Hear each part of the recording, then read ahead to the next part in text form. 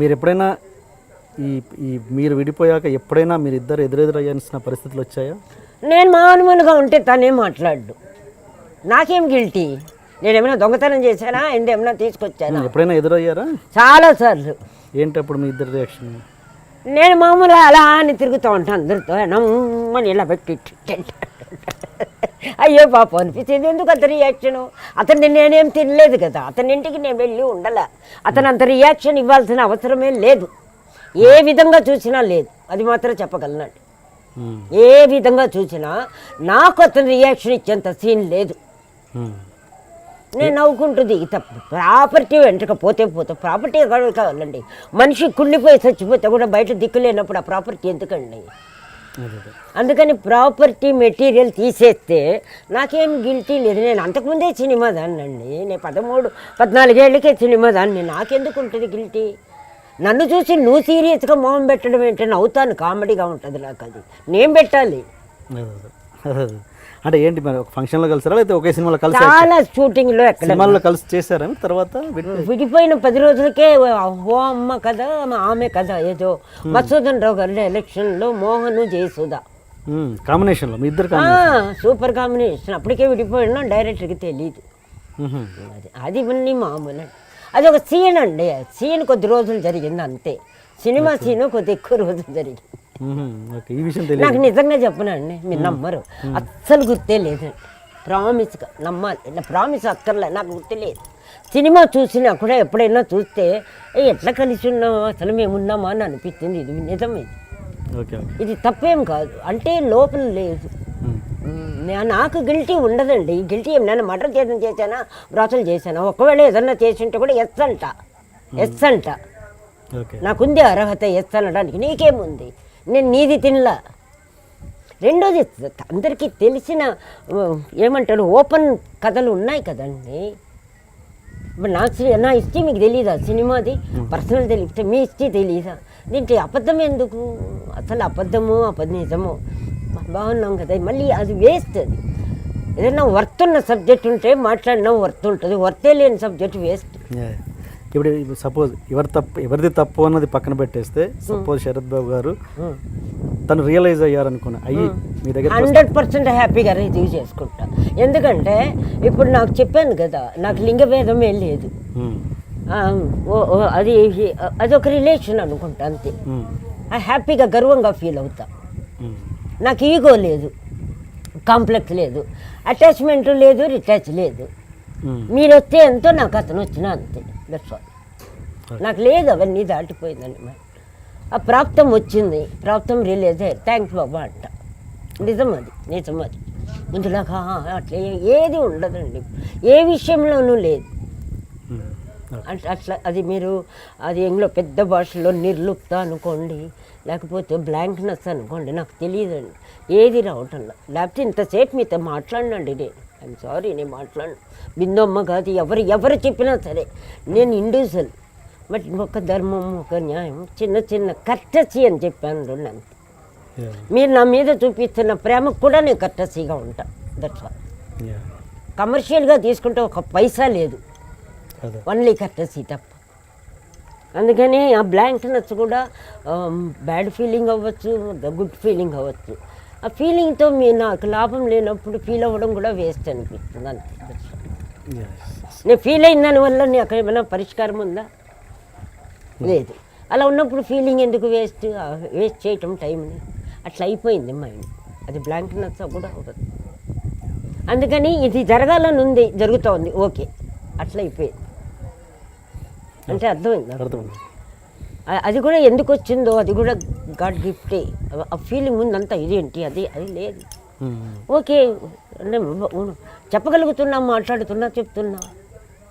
వచ్చినా హ్యాపీ, మీరు రాకపోయినా హ్యాపీ, అలా అయిపోయింది నా లైఫ్. నాకు వద్దు, ఇస్తే ఇవ్వండి, అంటే ఏదైనా ఆనందం ఇవ్వండి, హ్యాపీనెస్ ఇవ్వండి, ఫుడ్ పెట్టండి, బయట ఊరికి తీసుకెళ్ళి, ఏదైనా నాకు వస్తే దాన్ని రిజీవ్ చేసి ఎంజాయ్ చేస్తా. రాలేదనుకుంటే ఇంకా హ్యాపీ ఎంజాయ్ కుట్టుకుంటా, టీవీ చూస్తా, పూలు పెడతా, రొటీన్. మీరు శరత్ బాబు గారు ఒక అది మనసు బంధం అని చెప్పచ్చా? మనసు బంధమే. నేను బాగా అనుకున్నాను, ఆయన కొంచెం అనుకుని వదిలేశారు. ఇప్పుడు ఆయన ఉన్నా కూడా చెప్పేదాన్నేమో, లేరు కాబట్టి ఇంకా ఫ్రాంక్గా చెప్తాను. ఆయనతోనే యాత్రలన్నీ చేశాను. మహానుభావుడు, దేవుడు నాకు ఒక గైడ్ని పంపించాడు అనుకున్నాను, లేకపోతే నేను అన్ని యాత్రలు చేసేదాన్ని. చాలా మంచి వ్యక్తి, అందులో ఏమీ సందేహం లేదు. ఒకరి రూపాయి తినరు, ఒకరికి పెట్టరు. ఆయన ఫ్యామిలీ వరకు ఆయన చూసుకుంటారు కానివ్వండి, అది లేదు, ఆ గుణం లేదు.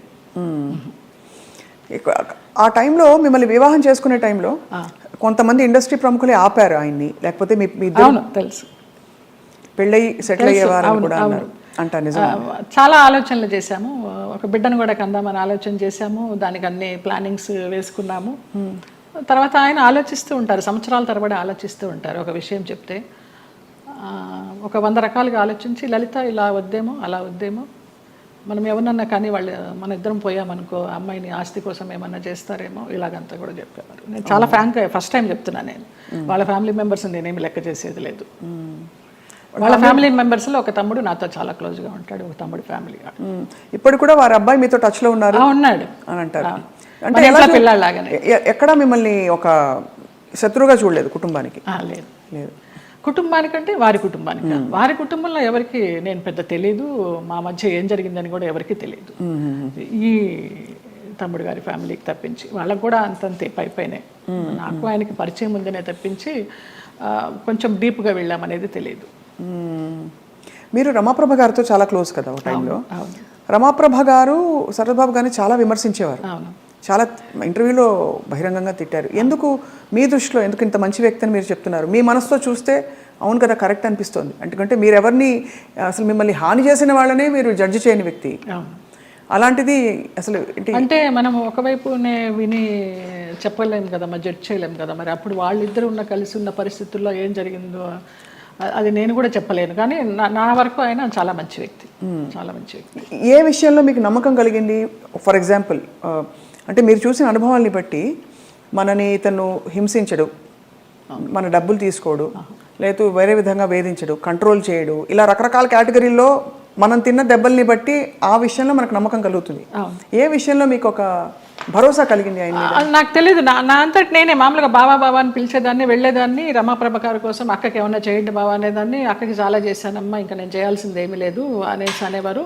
అలాగా నేను ఈ గుళ్ళు వెళ్తాను, ఆ గుళ్ళు వెళ్తాను, ఈ పురాణాలు చదువుతానంటే ఆయన దగ్గర కూర్చుంటే గంటలు గంటలు అలాగా టైం పాస్ అయిపోయేది. అప్పుడు నేను ఒక ఆడదాన్ని అనే అభ్యంతరం లేకపోతే మీ వెంట తీసుకెళ్ళడానికి, మీరు యాత్రలకు వెళ్ళినప్పుడు నాకు చెప్పండి బావా, నేను వస్తాను అనేదాన్ని. అలాగా మా యాత్ర సాగిందనమాట. అట్లా ఇంకా ఆయన లలిత లలిత అని పిలవడము, క్లోజ్ అయినామని చెప్పాలి.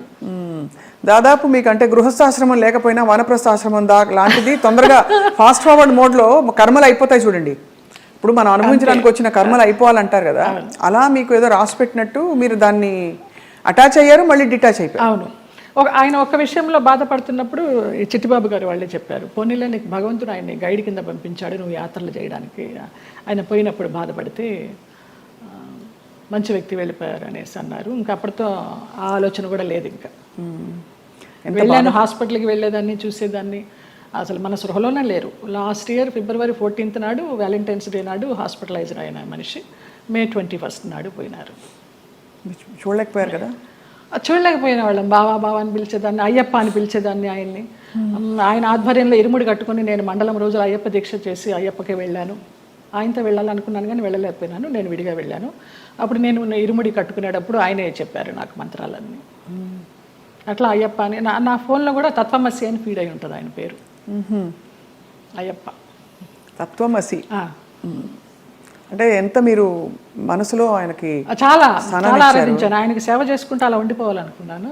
బట్ భగవంతుడి పడనిలా లేదు, రుణం లేదు. అది అంతేనా అండి బంధాలు? బంధాలు అంతేనా? మరి అంతే అనుకోవాలి. రుణం ఉన్నంత వరకు మనం కలిసి ఉంటాం, తర్వాత అంతే. కూడబెట్టిన పుట్టిన వాళ్ళు మన బిడ్డలే. అలాంటప్పుడు ఇంకా బయట నుంచి ఎక్కడో వచ్చిన వాళ్ళు ఆ రుణం ఉన్నంత వరకే ఉంటారు. అది రుణాన్ని బంధ రూపేణ పశుపత్ని సుతాలయ.